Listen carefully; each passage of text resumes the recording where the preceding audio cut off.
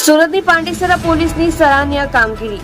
જાહેરમાં ચપ્પુ બતાવનાર mobile snatcher અને એક બાળ કિશોર એવા અસામાજિક તત્વોને તાત્કાલિક ઝડપી પાડતી પાંડેસરા સર્વેલન્સ પોલીસ અને બેસ્તાન સર્વેલન્સ પોલીસ. સુરતના પાંડેસરા પિયુષ પોઈન્ટ પાસેનો એક વિડીયો થયો હતો વાયરલ વિડીયોમાં યુવક અને અન્ય યુવકને ચપ્પુ મારતો દેખાયો હતો, જેમાં પાંડેસરા પોલીસ દ્વારા જાણવા મળ્યું કે આરોપી ઉનપાટિયાથી મોબાઈલ સ્નેચિંગ કરવા રાહદારીઓને શોધતો પાંડેસરા પિયુષ પોઈન્ટ આવી પહોંચ્યો હતો અને ત્યાં એક યુવક દેખાઈ મોબાઈલ સ્નેચિંગ કરવા જતા સામેવાળો યુવક દ્વારા પ્રતિકાર કરતા આરોપીએ ચપ્પુ કાઢી જાહેરમાં વાર કરવા લાગ્યો હતો.